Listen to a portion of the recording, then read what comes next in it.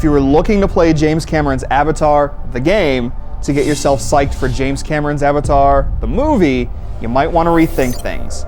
That's not to say Avatar is bad, but the story takes a bunch of intriguing concepts and makes them feel mundane when they should be magical.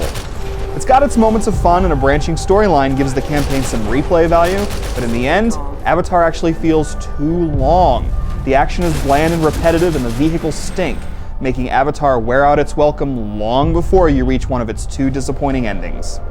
Welcome to your new home, people. Hell's Gate. I'm Officer Midori. Not much in formalities, so you can call me Kendra. I'll be in charge of your orientation. Now, which one of you is Ryder? That's me. So the setup is pretty interesting. You choose a character model and then play as Ryder, a specialist with the RDA.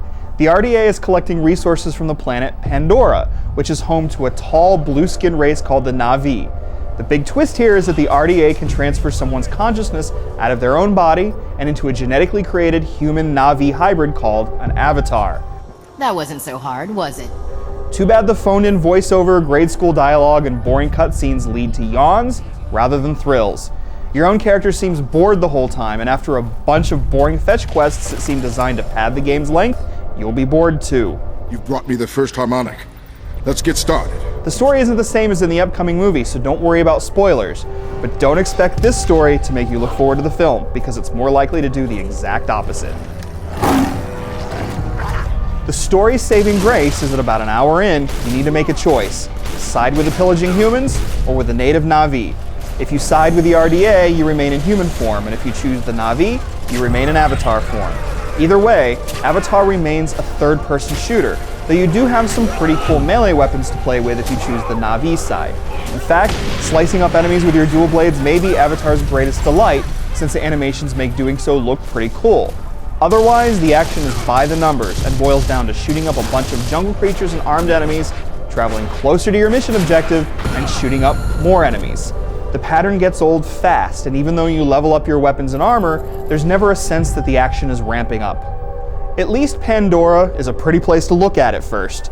Your surroundings are lush and green, and colorful creatures mill about and soar through the air.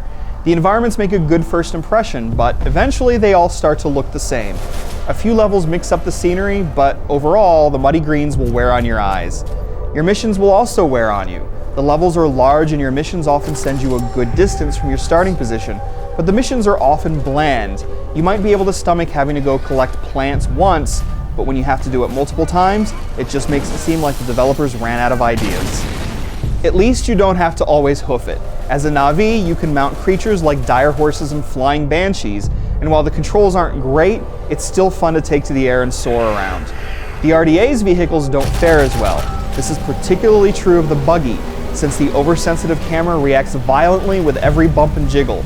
If you're prone to motion sickness, prepare to lose your lunch driving one of these things. The better source of variety comes from your special skills, which include such powers as healing yourself or summoning a swarm of insects. Like your guns, your skills level up, but they do add a bit of energy to what is generally a dull affair. Other attempts at variety just fall flat. There's a turn-based strategy minigame called Conquest, and playing it grants you perks like more experience and more damage. But the campaign isn't challenging enough to make it worthwhile, so while Conquest is a nice idea, it isn't implemented particularly well. And the 16-player RDA versus Na'vi multiplayer is interesting at first, but too imbalanced to be fun for long. Of course, one of Avatar's big selling points is its use of 3D technology. So if you're lucky enough to have a TV with stereoscopy, you'll see James Cameron's Avatar at its best. Yet no television has the power to improve an otherwise mediocre game. I could use this. If you hold out hope that the film will be great, it's best to shy away from the game.